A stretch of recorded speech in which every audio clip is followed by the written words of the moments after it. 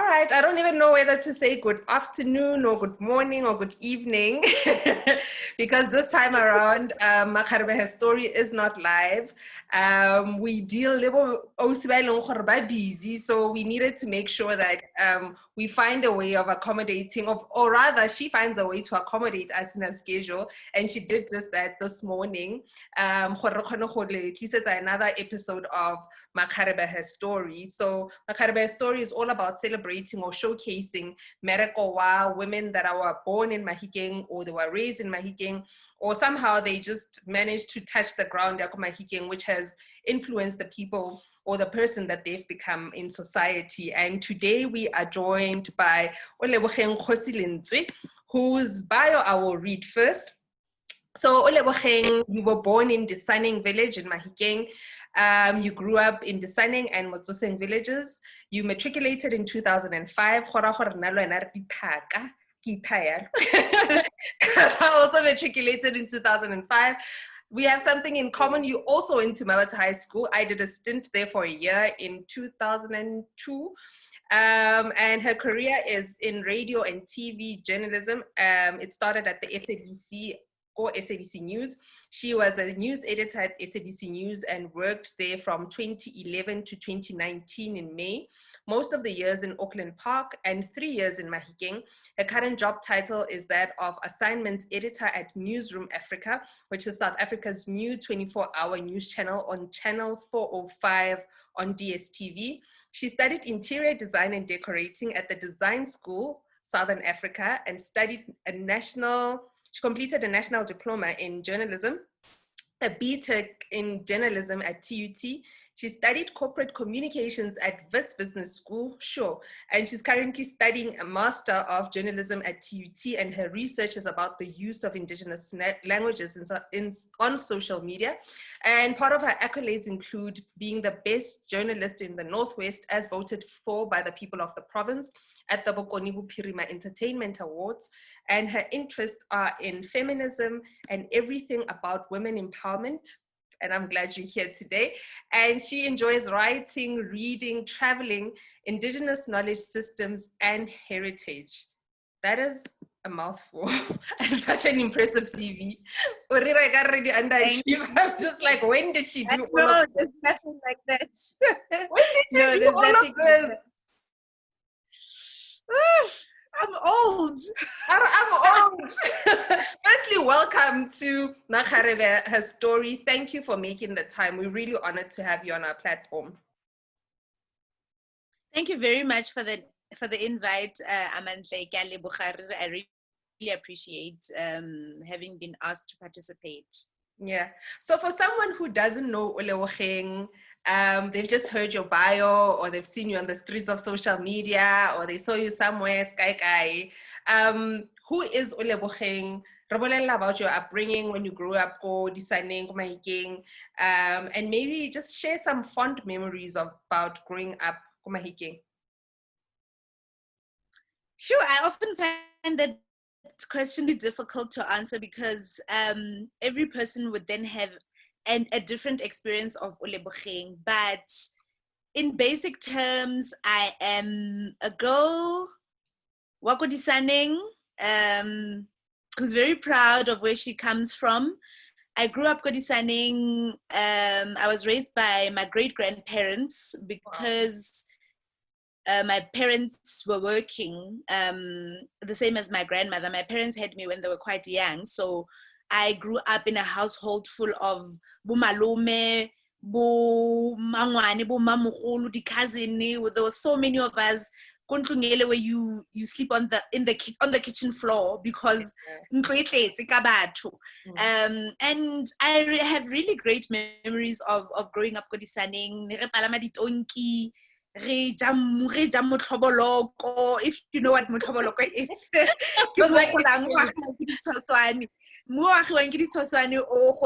Yes. We would collect tadpoles, we would go there, sit there, play there, build mud houses. If you can see my legs, I've got so many scars on my legs because of my childhood. It was a very rough childhood very fun, but I didn't anticipate that one day I would be a lady who does not need scars on their legs. So and then when my parents built their own house, I was moving a lot with my parents from Mutuseng to Tabazimbi with my dad to Tlegsdorp, back to Mahikeng again. So I've went to many primary schools, too many to count. Yeah. And I enjoyed all of that. And I suppose that's where I loved traveling, because when we didn't travel, now the next year Oh, wow. I couldn't stay for 1 year. What's my anxiety? Just like on to the next one.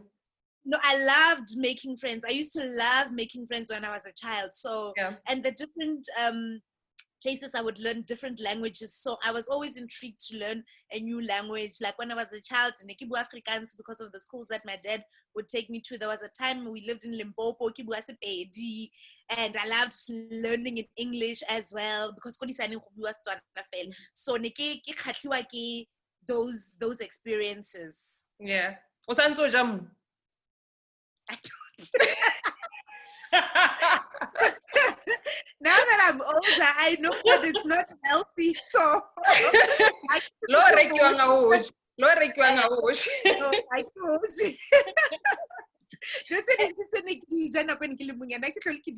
yeah, and then you speak of Bo Mamaholo, Mkokwagago, and all the key women that played some sort of a role in shaping the person that you are today.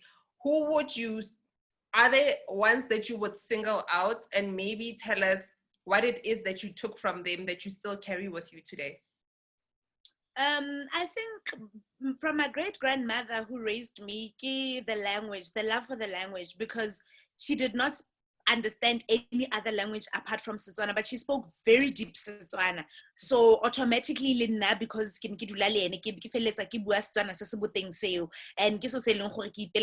and I as you said, my studies right now has to do with indigenous languages. So it's something that has influenced all of my life and all of my work, because it always set me apart.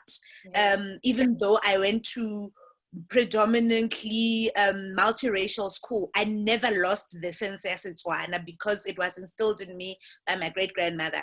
And then I would say my mother, because she was a young mom, very young when she had me, but she was very determined not to let that deter her.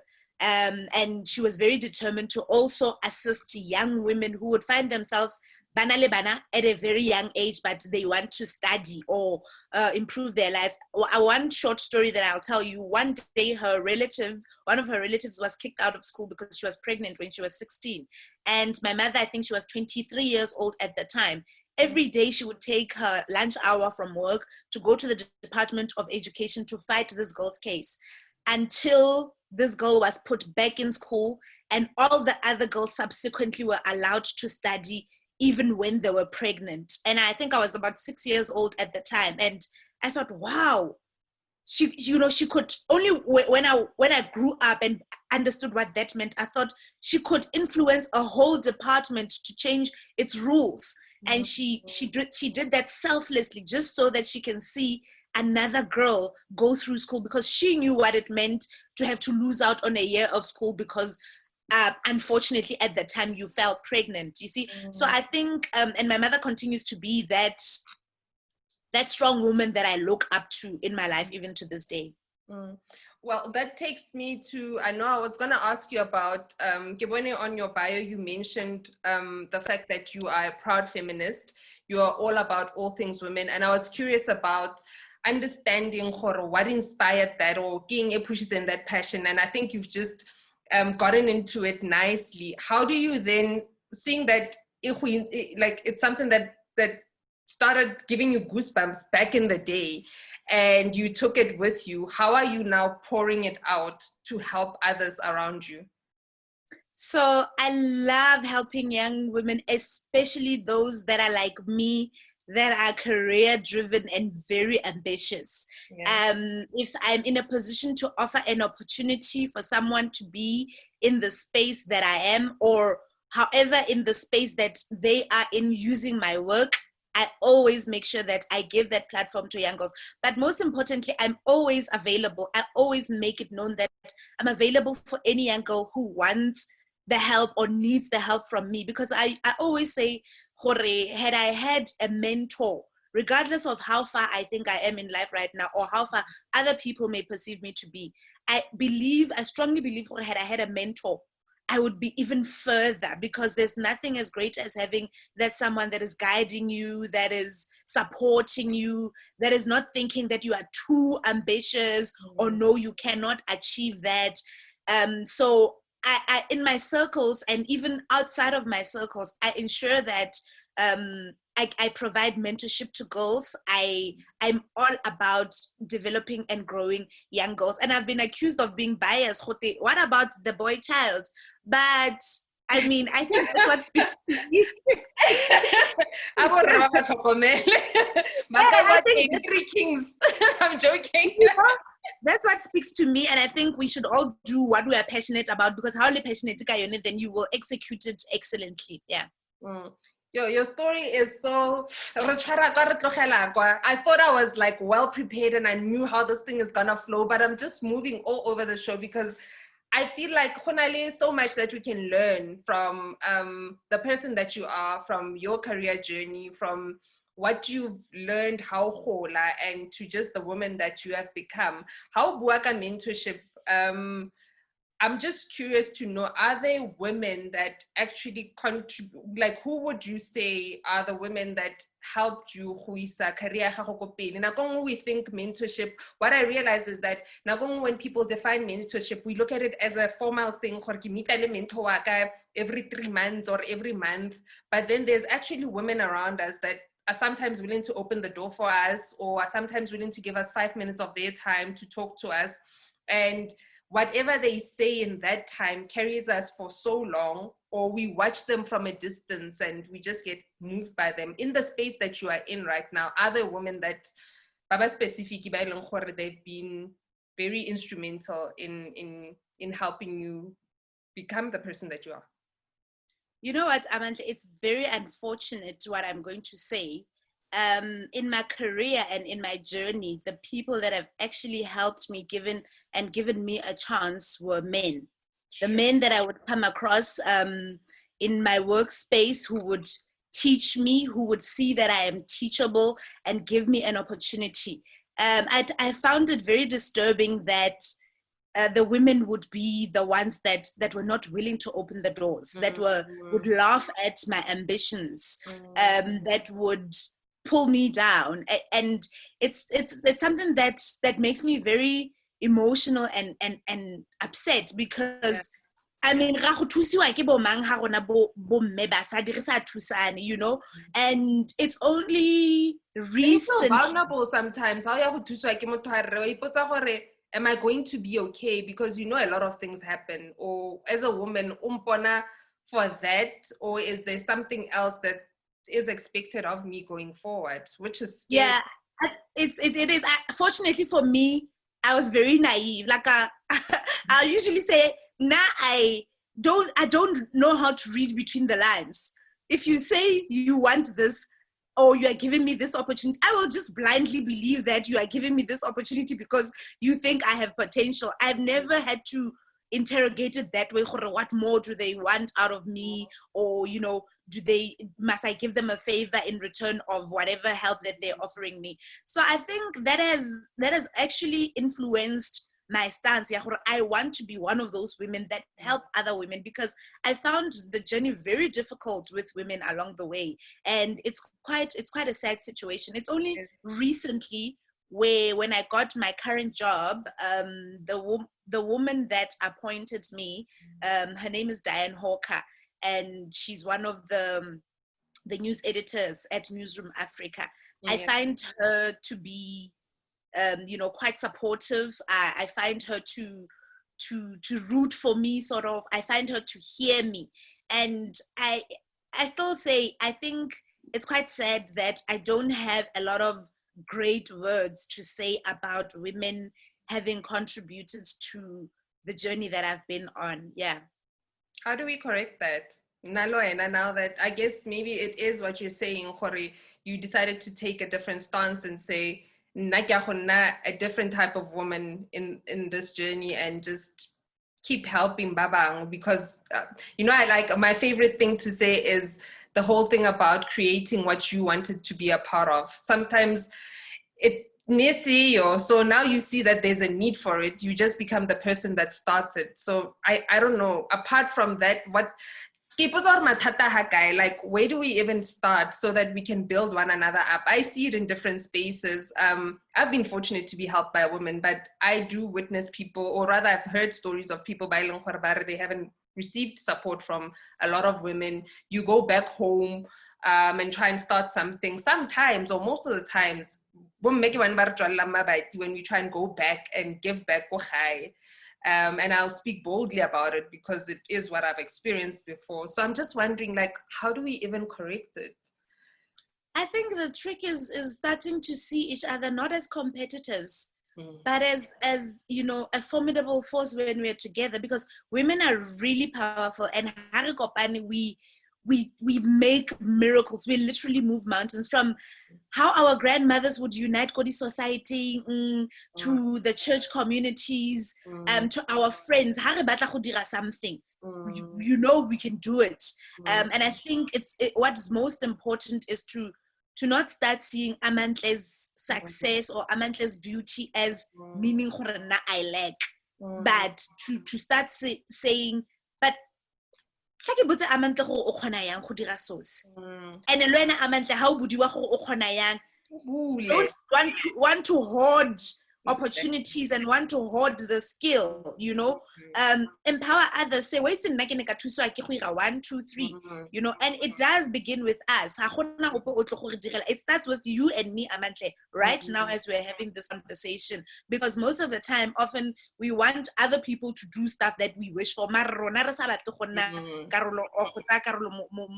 So it really does start with me as an assignment editor to see a young female journalist and say, but I think you have potential here and there. Why don't you nurture this, or and start saying, no, but this is not going to build your career, instead of when other girls or other women come across stumbling blocks. I think the issue of the pulling her down syndrome is a heavy conversation that we start needing to address, that we need to start addressing, and in great length.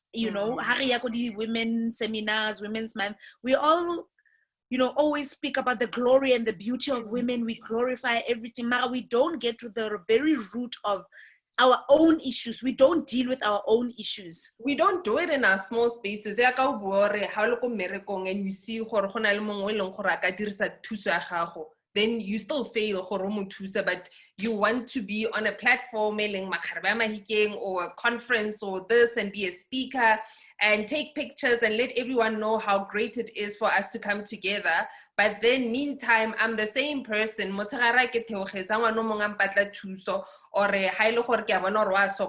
still feel like, exactly. But no, that's not the attitude, really. And we can really do a lot. There's nothing that we cannot do. True.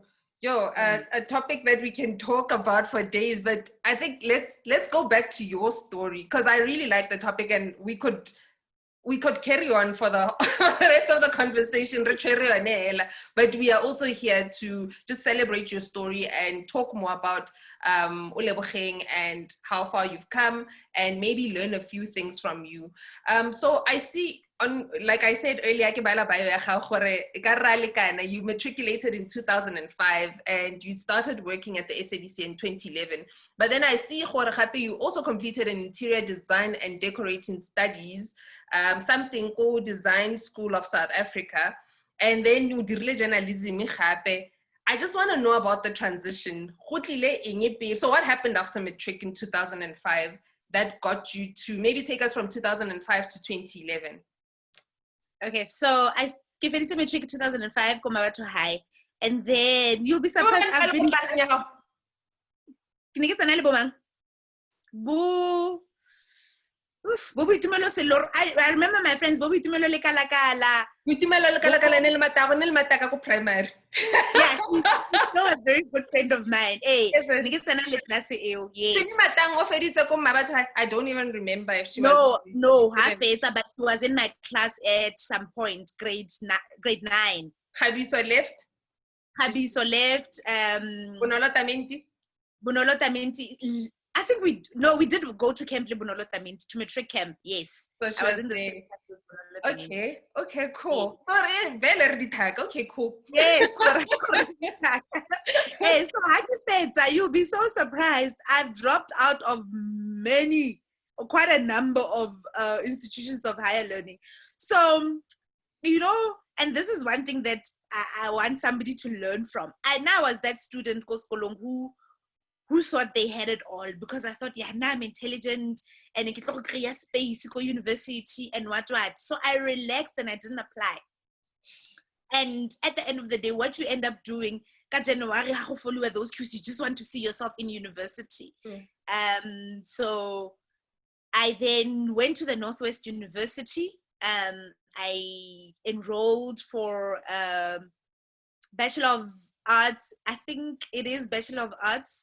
Okay. In social work and psychology related. It wasn't a course that was so far off from me, because my mother works in that space and I'd always seen her work, and I thought, yeah, I also love helping people, so I'll do it. Yeah. But what I really wanted to become was an actress. And my mother said, no, you're not becoming an actress. And that was the end of the story. We never even went further than that. How we go. So then I had to find something to do. Yeah. But within 3 months, I enrolled out, because this is not what I wanted to do. But another side of me, which people don't know, is that I'm quite artistic. And I did study art as well, to high school, and I was one of the top students in the art class, if not the top student in the art class. So I also thought, let me venture into my art side. Yeah. And that's when I enrolled at the design school Southern Africa in Pretoria. They also have a campus in Joburg. Yeah. And you study fine arts, photography, history of arts, interior design. Interior design is actually architecture, and then there's interior decorating. Interior decorating, but it's not as simple as people make it out to be. It's actually a science, a very deep science. And I studied that and I quite loved it. But there was a longing to speak. I love speaking. I love presenting. And there was this one module that we used to study where you would write, visualize, conceptual, speak, stand in front of people and present. So each time I was presenting my ideas, I would just beam with happiness. I would just be so happy. So I didn't do so well in my designs, but I did very well in my presenting of the design. Even if the designs are not great, you're like, I'm gonna sell them. Yes, but I would sell the designs. Yeah. I actually even got a bursary from a company for me to pursue my studies in interior design. And it was a very challenging period in my life. I could not relate because I was the only Black child in the class for the longest time. And I was coming from a very disadvantaged background in comparison to the other learners. So often I did not have the material. I did not have the know-how. Nobody in my family knew about interior design or what it was. I literally sort of was on my own. Yeah. But I then completed the diploma. But then I said, you know what? I'm going to find out more of this thing that I like about presenting and reading. Because I never thought it could be a career. I loved newspapers. I loved watching news. I loved radio. But I never knew that this thing can actually be your work. I love writing. I write all the time. And when I was doing the interior design, I started learning more and more about this. And I found out there's actually a course called journalism. If you want to be a newsreader, you can be a journalist. I was like, oh, really? So behind my parents' back, go UP. You sound like me. Okay, cool. So I applied, ka make sure gore ke acceptilwe gore ha ke ba khanya ka sentle. Oh, we present that sharp. You're the girl, right? Yes. So I did that, and then I decided that I would not complete the degree, but I would do the diploma, at least walk out of there with something. So I did graduate, but it was a very difficult conversation to have with my parents because now ke krile bazari, but ba bazari ba gore now they've invested so much money into this course because it is very expensive, extremely expensive. They've invested so money that they didn't have. Now I'm not gonna graduate. Mind you, ke dropile out go Northwest University. Now I'm dropping out again. Exactly. And my peers, my friends are starting to buy the koloi, they're starting to work. So I actually started journalism studies when I was 21. 18 years. I'm such a grandmother. And then within 2 years of my studies, the SABC was looking for interns. And out of the 60 news interns that applied or that were taken, I was number one, the top interviewee. And did that show you was that maybe a sign also that you are along the right path for you? Absolutely. It was when I studied journalism, like I think I got 8 distinctions in my first year. I got several other distinctions in my second year. I was, I think, what was it? I was a deputy chairperson of the student journalism movement at the university. And then I became the chairperson. I was part of a book club. I was wanting to be the one that was doing the magazine. So it all aligned. I just felt like this is where I need to be. So let me park the interior design diploma. I see kids make What did you learn from it though? Because I heard already something that really stood out for you was the fact that you enjoy to present, enjoy to as such. So that also showed you in a way maybe but generally, what did you learn about that time when you moved from interior design and then you went into journalism and you actually made it work for you? So what I learned was that who you are, your personality, is what will determine who you're going to become. So how like because I'm always the one that's speaking and writing and those things, that's actually what you should invest your time more in.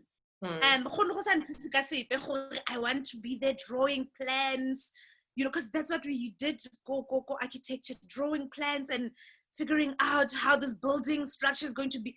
But it was not an interest. Your career must be something that comes naturally to you, something that you do hella out of the blue. Like my cousins, that carved the way when beauty things are your things. But we never really, we thought a career must be a doctor, a lawyer, an architect, and this and that. But you actually take your career from just the simple things that you enjoy. I used to tell my friends, how to determine your career is something that you would do for free of charge, without getting paid. If Nabakari read without getting paid, I would do that. If Bakari speak without getting paid, I would do that. If Bakari go there and hold a mic and present to people, speak to people, I'll do that free of charge. So that is what speaks to me, and that is who I am. So whatever that you are, whatever that you like, your interests, the hobbies, you shouldn't have a hobby that's this and then your career is something else, because also you must love your work. When you love your work, it doesn't even feel like work. So that's what I learned from that journey, and I continue now to try and in whatever work that I do, try to make sure I enjoy doing it, because then I will excel at it. Yeah, sure. Okay, now we get in between the design school, journalism, and then where you are right now. So I see you've been voted the best journalist in the Northwest Province, as voted for by the people of the province, at the Bokoni Bupirima Entertainment Awards. how did that come about? When was it? And how does having your work celebrated on home ground make you feel? And maybe what does it mean for your career? It came about when a young man, Obi, I know his name to be Obi. I think his surname is Tlhole, I couldn't be mistaken, but he started this Bokone Bophirima Entertainment Awards, and he called out for nominees. So I was nominated. I was working as a TV journalist in Mahikeng in those 3 years. Okay. So I then got nominated by people that I don't even know. And then he would then list, okay, here are the nominees, now vote for your favorite people. Yeah. Or the winner. And it cost money to actually vote. It cost I think it was R1.50 per SMS, and I would get inundated with people ba vote the SMS 30, 40. And I was like, wow, I actually didn't even realize in this way, you see. And in 2017, we held the awards were held in October in Rustenburg, and we went there with all the nominees, and I was then the best journalist. And it meant quite a lot for me because it was not an umbrella or a board of people sitting elsewhere deciding, but it was actually from batho ba eleng gore dikgang tiro e ke e dirang ba e bona every day, and ke dira in the language that they speak. Ke Batswana ba ko Northwest ba tlhaloganya the work that I do, and they actually appreciate it. So it meant more for me to be voted for by the people and people that I don't even know than to have it influenced elsewhere. How did the decision come about? And to many people, it's not an award that is known, but not because ke ko gae ke batho ba ke tshwanang le bone ba ke buang ya ka bone ba leng gore khale re kokota ko matlong a bone re kopa metsi. In those, journalism is really tough. It's a really one of the most difficult careers, and you come across people who would help you, who would give you the stories ba senga ko Facebook ole waitsi gona le stories ga re tlhoka metsi ko kae kae mema mang o tseneletswe, there's crime in this area, or even good stories. And it was those people who said, we like your work and we appreciate your work and thank you for your work, because some of their lives changed in the process of the work that we did as journalists. So ke lebogela tota, and I will, I appreciate it. I appreciate it very much. Yeah, sure. Well done on that. And Thank another thing that we're very proud of, ka seo se kgonneng go se dira, is recently you compiled a heartfelt tribute to Uncle Bob Mabena, and it was widely circulated. I mean, I came across it on Facebook. I think I saw it on I don't know, I saw it somewhere and I was like, oh, Olebogeng, okay, and then I shared it. But I kept seeing it on other platforms. I kept seeing it on other people's timelines. And for those that might have missed it, or those that saw it but didn't know the brains behind that piece, maybe can you tell us more about it, how it came about, and what work went into it? Because rona re bonela product e fedileng and it really touched us, but I can only imagine the type of work that went in when you had to choose from, I mean, the highlights is what, over 3 decades. Yeah, mmereko wa gagwe. How did you do that? What, like, tell us more about that. It was really difficult to begin with. It was a very challenging thing to work on, but it began because obviously I work in the news, and everything that is newsworthy we would have to highlight. And a death of a prominent person is always a very newsworthy thing. It's always the talking point at the time. And needless to say, because he was loved so much, there was so much heartbreak and just this dark cloud that overcame the country when he died, and especially dying at the tender age of 51. So one of my editors go Newzroom Africa, knowing that I worked for the SABC in Mahikeng, which used to house Bob Broadcasting, suggested to me, what can we do? What do you think we can do from that angle of Radio Bob and Bob TV, to honor Bob Mabena?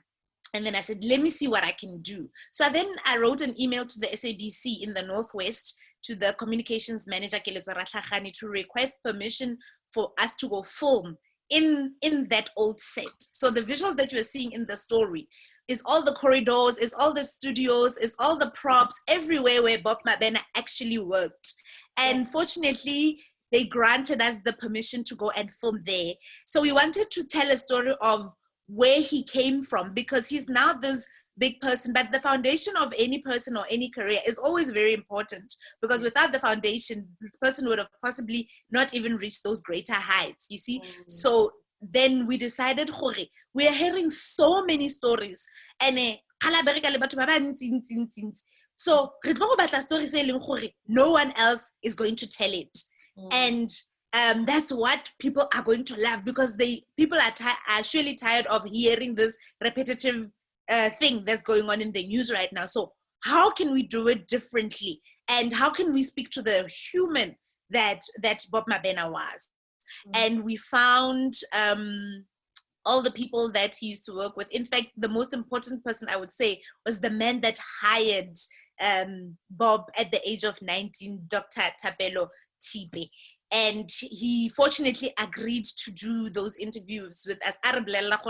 How it came about at 19 years old, get onto a breakfast show, get onto a drive time show. So we picked those little stories from his former colleagues, Bo George Caleb, Vincent Masego. We are wanting to have many others, but most of them could not participate, or they were not in town, or whatever reasons they had. But we really wanted to tell the story of who Bob Mabena is from the perspective of where his career began.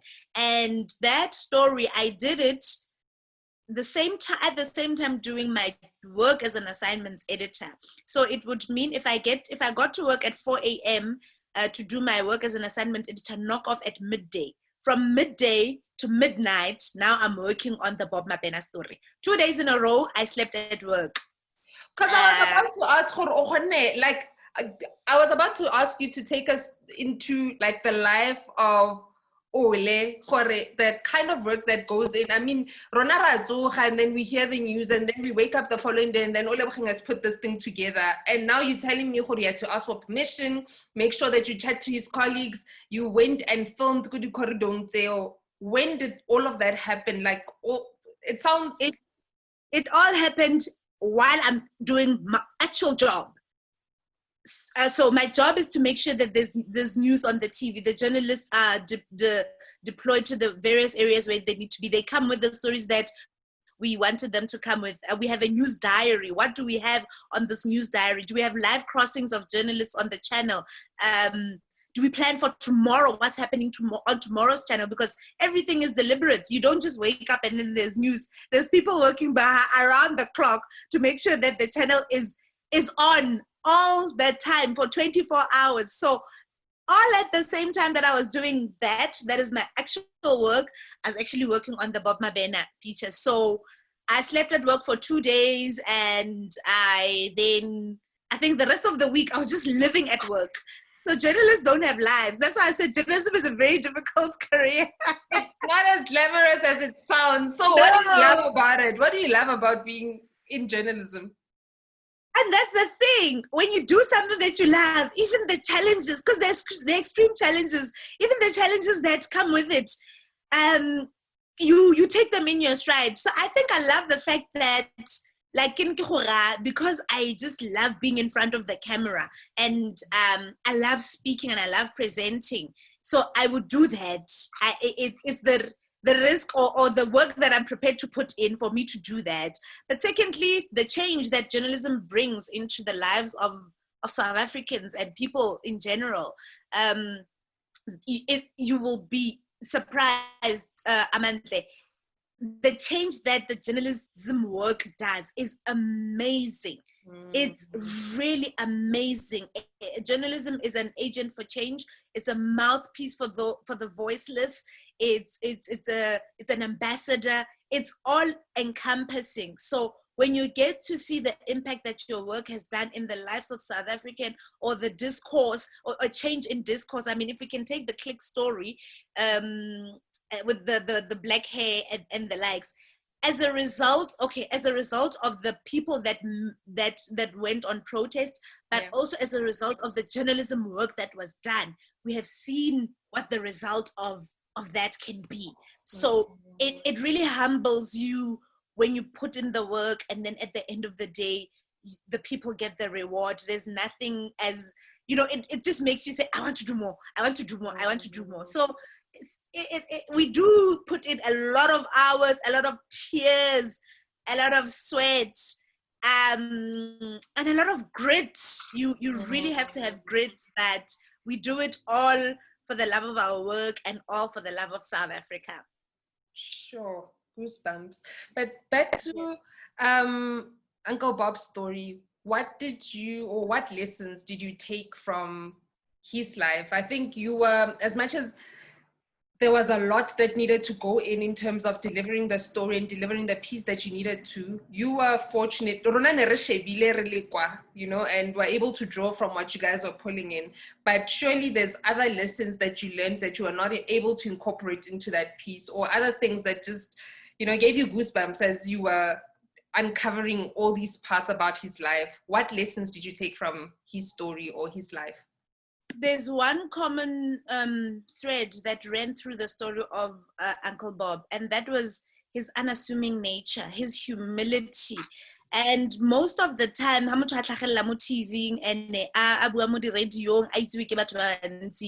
we think they should be untouchable. They are above us, and we automatically place them above us as humans. We sort of worship them. And what I got from the Bob Mabena story was how just humble he was as a person. In fact, I experienced it myself. A live crossing at 6:30 in the morning, right there, right now, and all my guests had switched off their phones. And we were at Sun City at an event that was happening there. I looked around, who can I get, because my editors are not having it. They want what they want at that time. And I saw Bob Mabena, I went to him and I pleaded. And he actually left his wife and his family at breakfast to go and do that interview for me and with me.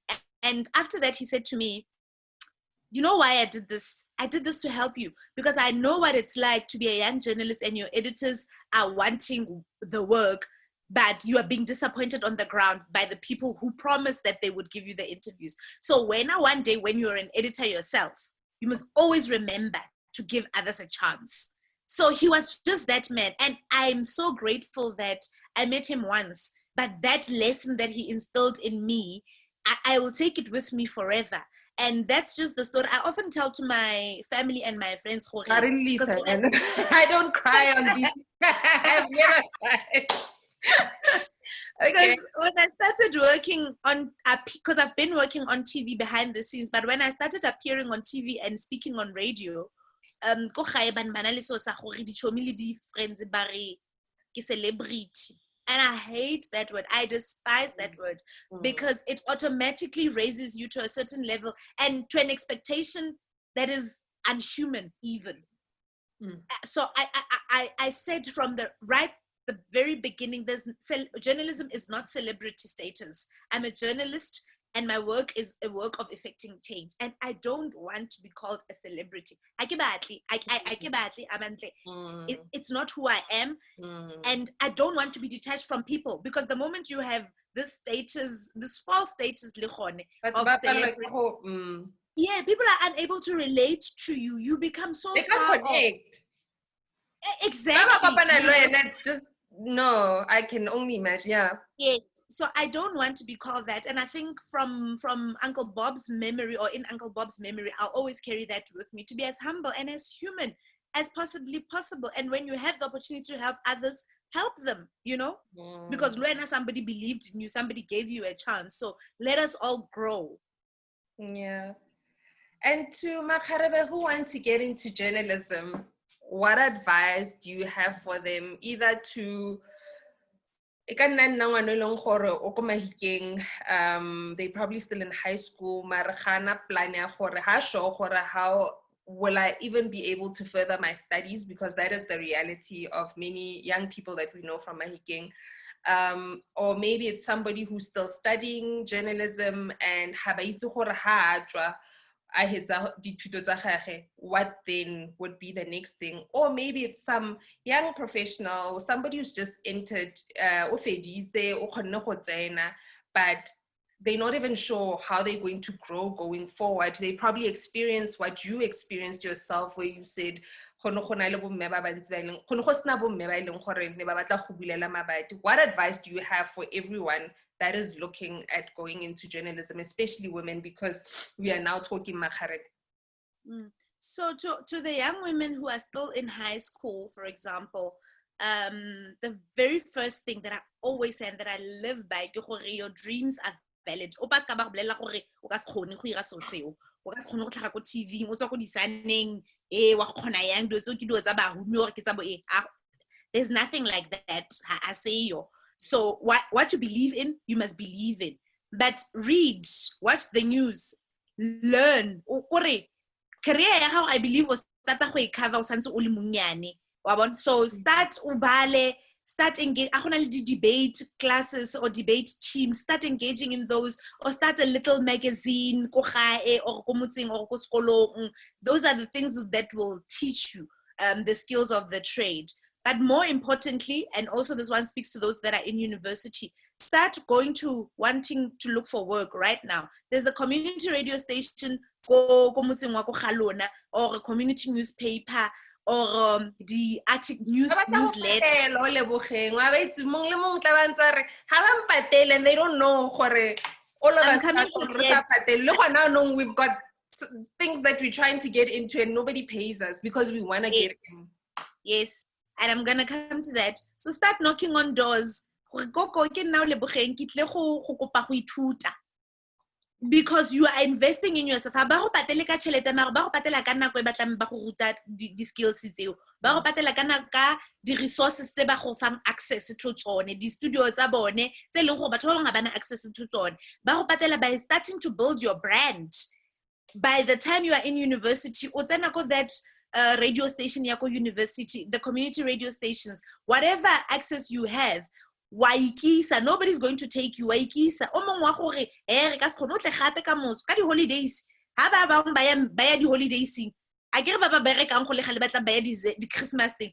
Wena gore nna ka Christmas I'm gonna sacrifice my Christmas to come and work here, and because batla ba sna batho ba ba bereka, they will take you, and that's the opportunity that you use then to grow. But when you are getting into the work space now, the very first lesson when we were taught go the class of journalism when I started in 2009, my lecturer said, if you are here for money, forget it. Get out. De-register. Because most journalism, and there's a misconception when people see you on TV or they hear you on radio, then you have money, and they see you palama taxi wa miracle back. How na koloi?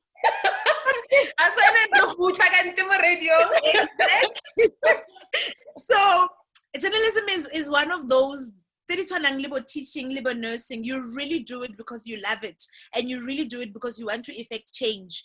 There's not a lot of monetary reward, but there's reward in many other things. There's opportunities that you will get that nobody else would ever get. There's access to people who are going to help you that nobody else would have that access.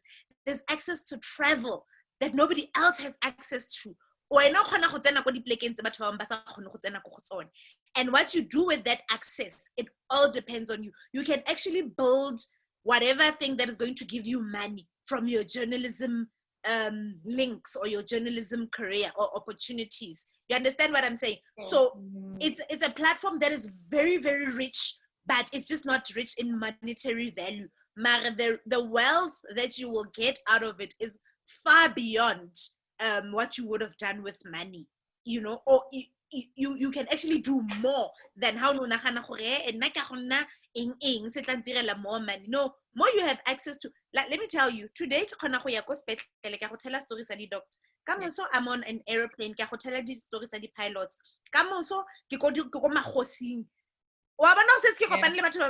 Yeah. And how many opportunities can open from that? Yes. So when you go into it because you love it. But one other thing to counter what I've just said about Haina Chelet, when you do something that you love and that you're passionate about, money will come. It will just flow because you're going to do it exceedingly. And if you do something with excellency, you're going to get rewarded. So yeah, I think that's the advice that I would give to Makgarebe. In a space. Makgarebe, keep dropping pearls of wisdom. I've been writing like, yo, I know. Okay, to wrap up this interview, I like to do a quick fire at the end, and just to, as much as we got your story and got to know you better, I think it's something sweet to round off. So complete the following sentences for us. My dream destination is Bali. Ha! My motto in life is do what you love and you'll never have to work a day in your life. Yes. The book that changed my life is, I think it would have to be The Secret by Rhonda. I think, yeah, her name is Rhonda. Yes. It is Rhonda. Okay. Feminism is destroying the legacy of inequalities that were brought by patriarchy for me. So to be on an equal level field where women get as much opportunity as much as their male counterparts. Sure. Okay. And then last one, my biggest wish for my hometown Mahikeng is. Oh my word. That brings tears to my eyes. So I wish Mahikeng could be restored to the glory that it was once known for. It breaks my heart so much when we are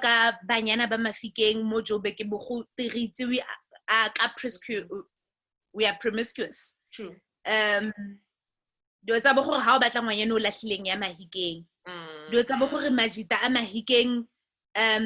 They don't work hard. Mama's baby. I really wish we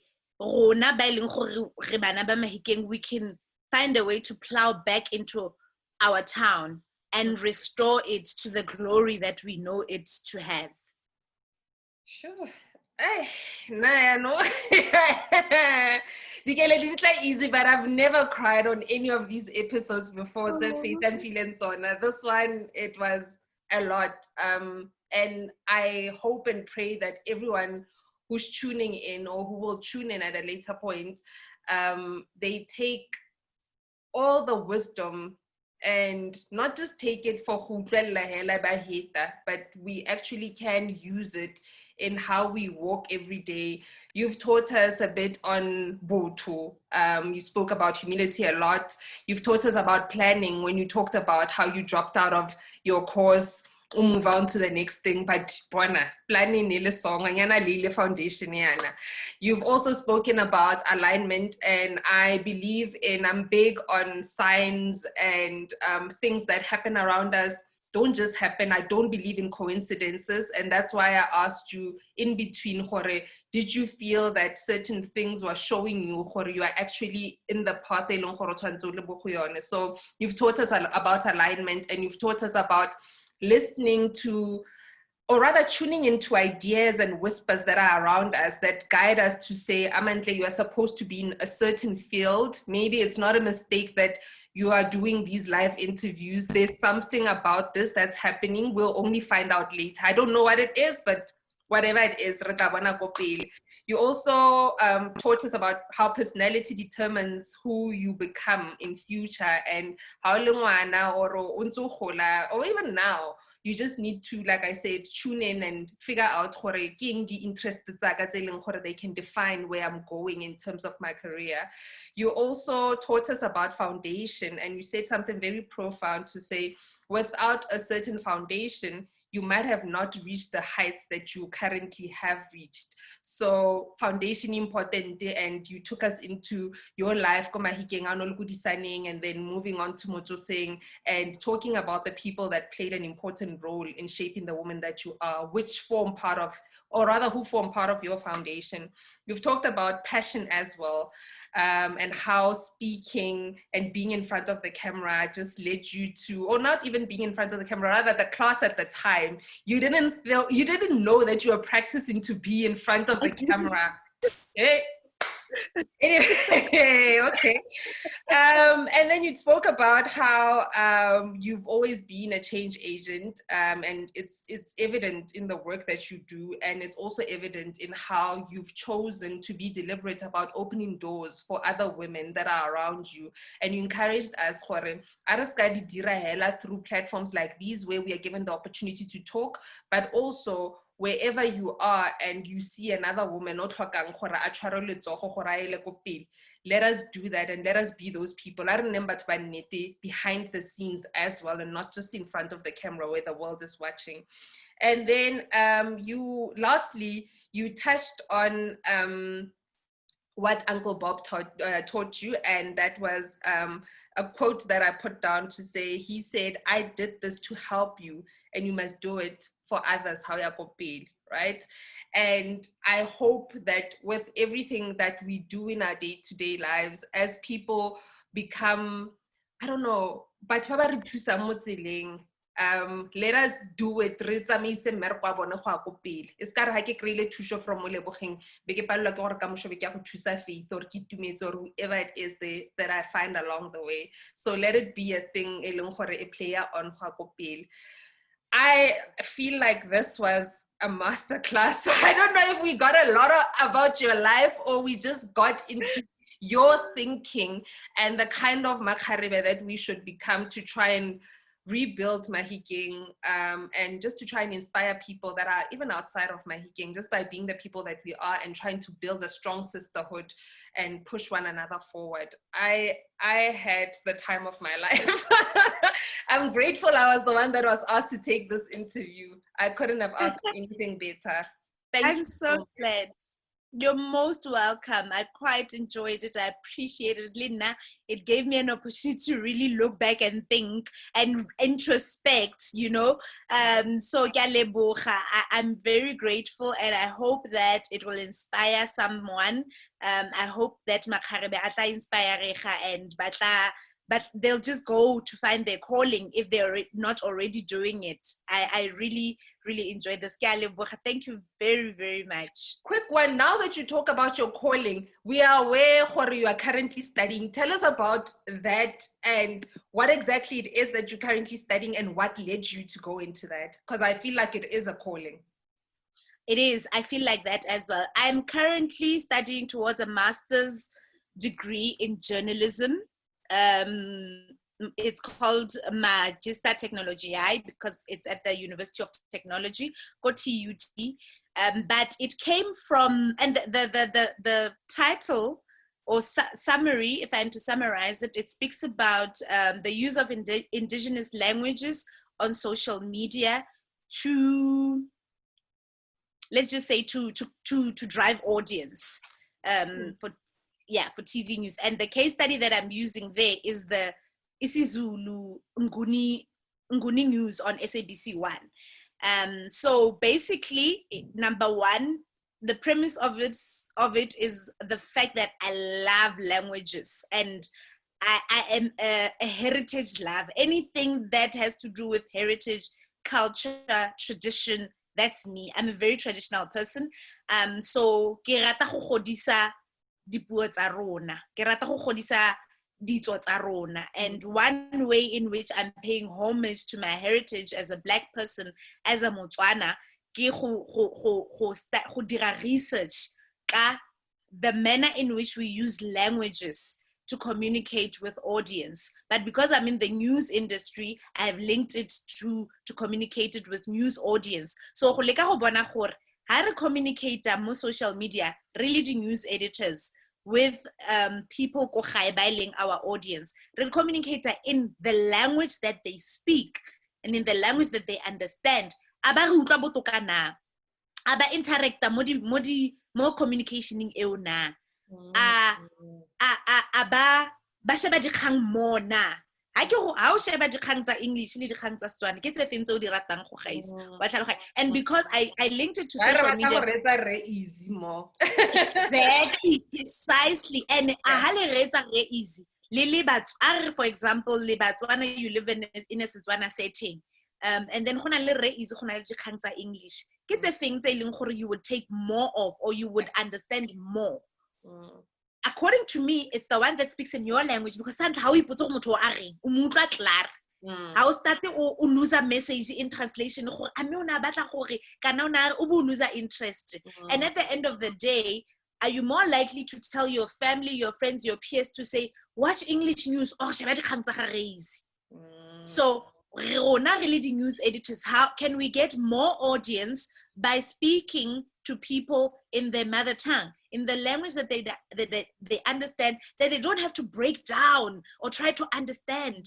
And Nelson Mandela once said a thing. He said, if you speak to someone in English, they will understand, but it goes to their mind. But if you speak to them in their mother tongue, it goes to their heart. So I think it is on the premise of that I want to inculcate this culture of speaking our mother tongues on social media, because really that's where we spend most of our time. That's why kids into social media there, because le rona e re ruta more about our language, and it makes us proud of who we are. And there's nothing that's more important as knowing who you are, because you will proudly and confidently know where you're going. So it's it's just from my love, yes, Setswana, le gore ke Motswana, and wanting to uplift the language, that I decided that there's no literature on such things. And ha re batla gore bana ba banyane ba study ba go ithuta ka ha ise rona ba re kwalang re tshwantse re batlise re kwale ka dilo tseo. So that's what I'm deciding, and I do believe that as much as I love TV and radio and news and the camera, my greater calling and my greater passion is in indigenous knowledge systems, not only languages, but indigenous knowledge systems as a whole, which we can always speak about at another time. And thank you for, I think, walking your truth and taking it to such a higher level. We our passion or our calling, and then we take forward other things that look right in the eyes of an audience or people that influence what we do. So thank you for walking in your truth, because it is so encouraging. We rela bana ba rona ka mosho ba tla babala from ke o no bala eng wa itse gore ke tile ka interview Olebogeng before, like I was pulling out this thing go go wena ba ke guy. Well, you know what I mean. So thank you so much. I know all of us on the platform will be very proud to see your work, and like I said, they will read more or so you for doing that and for always speaking to our hearts and being so open with us today. We are so encouraged, we're so inspired, and we wish you everything of the best. Thank you. Thank you very much. All the best to you. Thank you. And to everyone who's watching, thank you for tuning in to another episode. That was Olebogeng Kgosilentswe sharing her story with us. And yeah, we look forward to another episode the following week or next week, where we'll be putting forward or showcasing another beautiful Makgarebe, beautiful with brains, and tapping into their stories and getting more inspiration. Thank you for tuning in, and we look forward to seeing you next week. Thank you so much, Ole. Bye-bye. Bye.